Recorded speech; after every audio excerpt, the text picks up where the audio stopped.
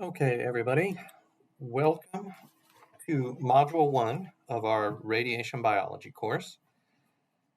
This module is a basic overview and introduction of interaction of radiation in cells and tissues. For part 1 here, we're going to give a brief history of radiation therapy and how it's developed over the last into the modern technique we use today. So overall, we'll just talk about the discovery of X-rays in the late 1800s and its subsequent application and development in imaging and in therapy, and really how it's developed from its initial form into the modern form of radiation therapy we use today over the last century plus.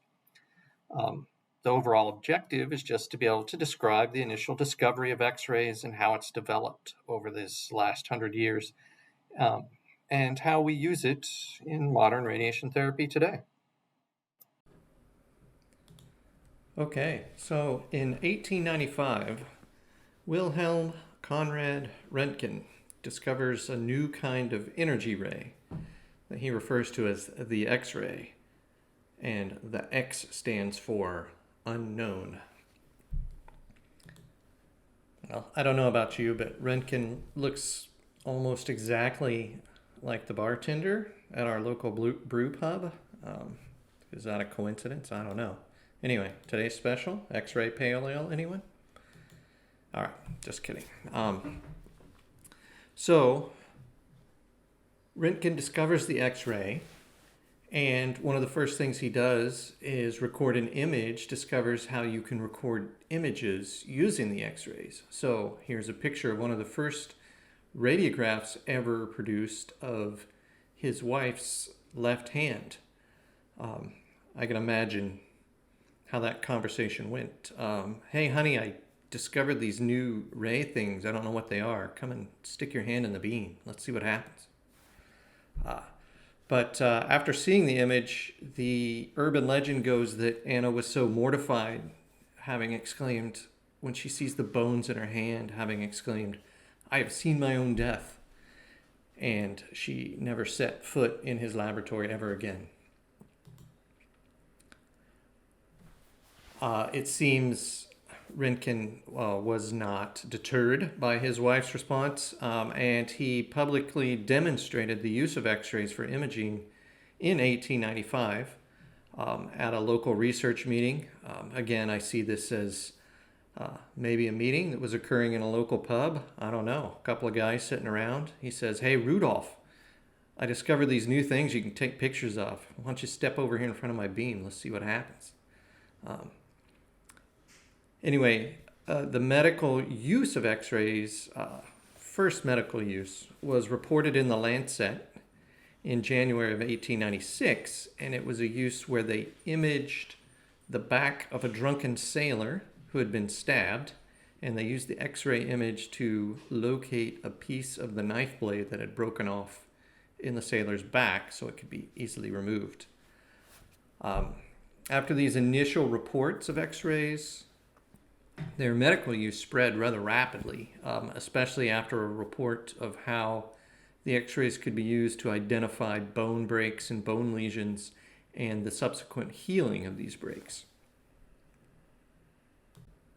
So, not long after the first demonstrations of using X-rays for imaging was the first demonstration of using X-rays as a treatment technique, when Leopold Freund demonstrates the disappearance of a hairy mole on his arms after exposures to X-rays. Soon after that, Becquerel discovers radioactivity, and he subsequently publishes a report on the development of skin erythema and ulceration on his chest after leaving a vial of radium in his pocket. Not long after, not to be outdone, Pierre Curie repeats Becquerel's experiments to verify the induction of radiation burns on his arm. Not surprising, this guy died of radiation poisoning. And around in the early 1900s, the treatment of skin cancers and different lesions with X-rays and radium sources then expands quickly after this. Around 1910 was the development of the first kilovoltage X-ray unit, which was capable of treating lesions just below the skin. And then in the 1920s was the first initial studies of using fractionated radiotherapy. So I treat you today, you come back tomorrow, I treat you again. And so the use of X-rays and radioactivity for imaging and treatments exploded rapidly in the first part of the 20th century.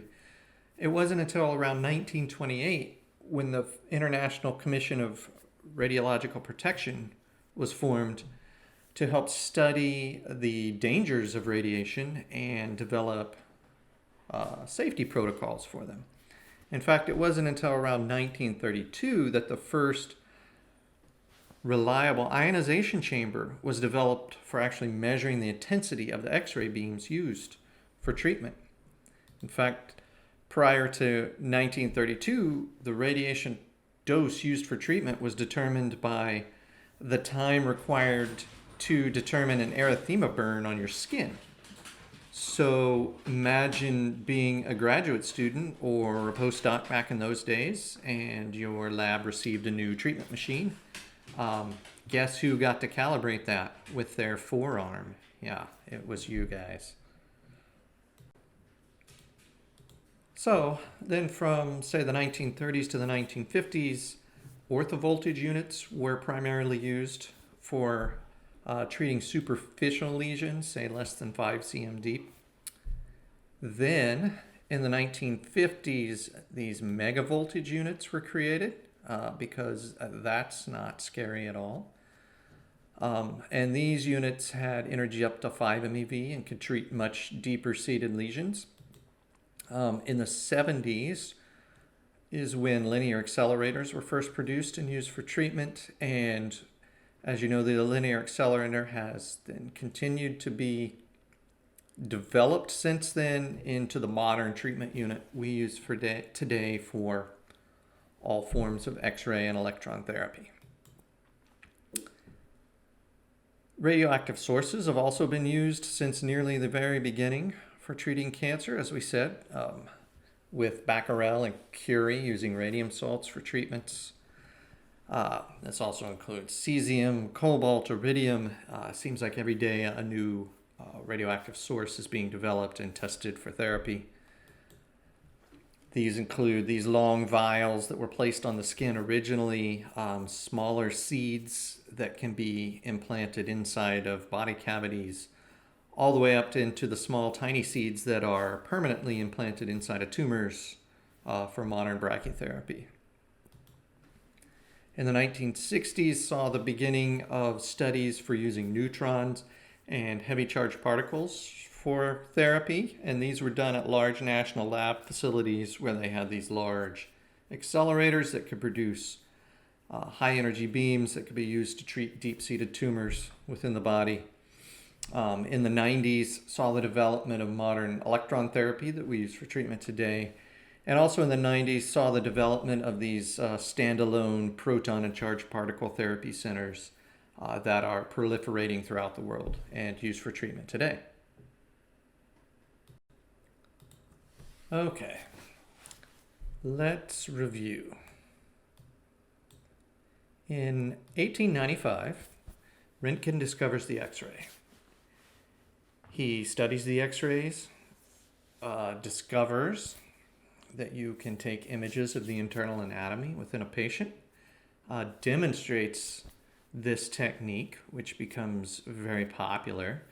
Not long after, less than a year later, was the first report of the use of X-rays for treating a lesion, a hairy mole, on Röntgen's buddy's arm. Then in 1932, we finally get around to developing the first reliable method to measure beam intensity, measure the ion chamber, a mere 36 years later. And this has continued to develop over the last century plus into the forms of modern radiation therapy we use today. And of course, we have a much better idea of how radiation interacts with the body, how to deliver that irradiation, and what the biological effects of that radiation are. So that is it. That's sort of the brief review of the history of radiation therapy for Module 1 here, and I hope you enjoyed it.